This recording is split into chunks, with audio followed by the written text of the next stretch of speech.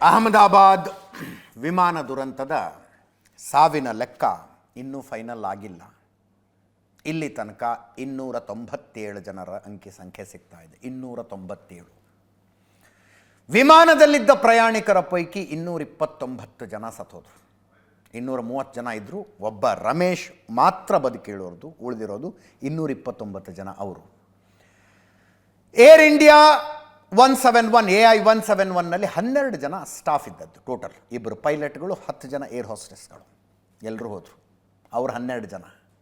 229 passengers, 12 ಜನ ವಿಮಾನದ ಸಿಬ್ಬಂದಿ. 241 ಆಯಿತು. BJ ಮೆಡಿಕಲ್ ಕಾಲೇಜಿನ ಹಾಸ್ಟೆಲ್ ಮೇಲೆ ಬಿತ್ತಲ್ಲ, ಅಲ್ಲಿ 56 ಜನ ಸತ್ತಿದ್ದಾರೆ. 56 ಜನ ಮೆಡಿಕಲ್ ಸ್ಟೂಡೆಂಟ್ಸು.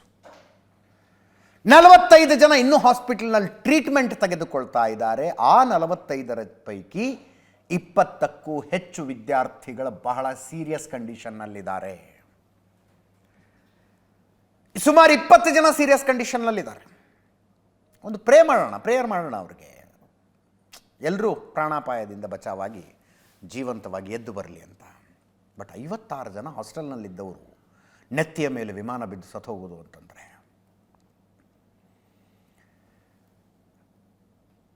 ಘಟನಾ ಸ್ಥಳದಿಂದ ಸುಟ್ಟು ಕರಕಲಾಗಿ ಬಿದ್ದಿದ್ದಂಥ ಶವಗಳ ದೃಶ್ಯಗಳು ಬಂದು ಕೆಲವನ್ನು ತೋರಿಸ್ಬೋದು, ಕೆಲವೊಂದು ತೋರಿಸೋದಕ್ಕಾಗದೇ ಇಲ್ಲ.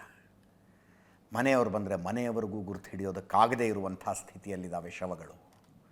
ಇಂಟ್ಯಾಕ್ಟ್ ಆಗಿರುವ ಶವಗಳ ಒಂದು ಕಥೆ ಆದರೆ, ಕೆಲವರು ಛಿದ್ರ ಆಗಿಬಿಟ್ಟಿರ್ತಾರೆ. ಶವಗಳನ್ನು ಎಣಿಸಿ ತಗೊಂಡು ಹೋಗೋದು ಒಂದು, ಮಾಂಸದ ತುಣುಕುಗಳನ್ನು ಎಣಿಸಿ ತಗೊಂಡು ಹೋಗೋದು ಇನ್ನೊಂದು. ಕೆಲವು ಘಟನಾ ದೃಶ್ಯಗಳನ್ನು ನಾನು ನೋಡಿದ್ದೀನಿ. ಎಲ್ಲೋ ಒಂದು ಕೈ ಸಿಗುತ್ತೆ, ಕಾಲು ಸಿಗುತ್ತೆ, ಸೊಂಟ ಸಿಗುತ್ತೆ, ಆ ರೀತಿಯಾಗಿ ನಡೆಯುತ್ತೆ. ಬಟ್ ಇಲ್ಲಿ ಒಂದು ರೆಸ್ಪಾನ್ಸಿಬಿಲಿಟಿ ಏನಿರುತ್ತೆ ಅಂದರೆ, DNA ಟೆಸ್ಟ್ ಮಾಡಿ ಅವರವರ ಕುಟುಂಬದವರಿಗೆ ಸರಿಯಾಗಿ ಅವರ ಶವವನ್ನು ಹ್ಯಾಂಡ್ ಓವರ್ ಮಾಡುವಂಥದ್ದು.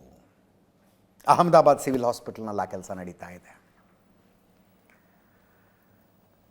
DNA ಸ್ಯಾಂಪಲ್ಗಳನ್ನು ತಗೊಂಡಿದ್ದಾರೆ. ರಿಪೋರ್ಟ್ ಬರೋದಕ್ಕೆ 72 ತಾಸು ಬೇಕು. ಆ ನಂತರ ಮೃತದೇಹಗಳನ್ನು ಹಸ್ತಾಂತರ. ಇಲ್ಲಿ ತನಕ 4 ಜನರದಷ್ಟೇ ಐಡೆಂಟಿಫೈ ಆಗಿರೋದು. ಆ 4 ಮೃತದೇಹಗಳನ್ನು ಅವರವರ ಕುಟುಂಬದವರಿಗೆ ಕೊಟ್ಟಿದ್ದಾರೆ. ಇಲ್ಲಿ ಮೃತದೇಹ ಐಡೆಂಟಿಫೈ ಮಾಡ್ಕೊಳ್ಳೋದಕ್ಕೆ ಏನು ಉಳಿದಿರೋದಿಲ್ಲ ರೀ. ಒಂದು ಬಾಡಿ ಅಂತ ಸಿಕ್ಕರೆ ಜನ ಜೇಬ್ ಚೆಕ್ ಮಾಡ್ತಾರೆ, ಪರ್ಸ್ನಲ್ಲಿ ಏನೋ ಒಂದು ಆಧಾರ್ ಕಾರ್ಡ್ ಸಿಗುತ್ತೆ, ಡ್ರೈವಿಂಗ್ ಲೈಸೆನ್ಸ್ ಸಿಗುತ್ತೆ, ಮೈ ಮೇಲೆ ಒಂದು ಹಚ್ಚೆ ಇರುತ್ತೆ, ಅಥವಾ ಹಾಕ್ಕೊಂಡಿರೋ ಬಟ್ಟೆ ನೋಡಿ ಗುರುತಿಸ್ತಾರೆ. ಏನು ಉಳಿದಿರುತ್ತಲ್ಲಿ? ಎಲ್ಲ ಸುಟ್ಟು ಅರೆಬೆಂದ ದೇಹ ಮಾತ್ರ ಉಳ್ಕೊಂಡಿರುವಾಗ ಆ ಬಾಡಿಯನ್ನು ಐಡೆಂಟಿಫೈ ಮಾಡುವಂಥದ್ದು ಏನೂ ಇರೋದಿಲ್ಲ. DNA ಟೆಸ್ಟ್ ಒಂದೇ ಮಾರ್ಗ. ದೇಹದ ಕೆಲವು ಅಂಗಗಳನ್ನು ತಗೊಳ್ತಾರೆ, ಅದನ್ನು ಅವರ ಮಕ್ಕಳು, ಮೊಮ್ಮಕ್ಕಳು, ಇಮ್ಮಿಡಿಯೇಟ್ ಫ್ಯಾಮಿಲಿ ಮೆಂಬರ್ಸ್ ಅಂತ ಏನಿರ್ತಾರಲ್ಲ, ಅವ್ರದ್ದು DNA ಸ್ಯಾಂಪಲ್ ತಗೊಂಡು ಮ್ಯಾಚ್ ಮಾಡ್ತಾರೆ. ಆವಾಗ ಐಡೆಂಟಿಫೈ ಆಗುತ್ತೆ. ಹಲ್ಲಿನಿಂದ ತೆಗೆದ್ರೆ ಬೇಗ ಐಡೆಂಟಿಫೈ ಆಗುತ್ತೆ ಅಂತ ಹೇಳ್ತಾರೆ. ಹಾಗೆ DNA ಸ್ಯಾಂಪಲ್ಗಳನ್ನು ತಗೊಂಡಿದ್ದಾರೆ. 72 ತಾಸು ಬೇಕು ರಿಪೋರ್ಟ್ ಬರೋದಕ್ಕೆ. ರಿಪೋರ್ಟ್ ಬಂದ ನಂತರ ಒಂದೊಂದಾಗಿ ಶವಗಳನ್ನು ಕೊಡ್ತಾರೆ.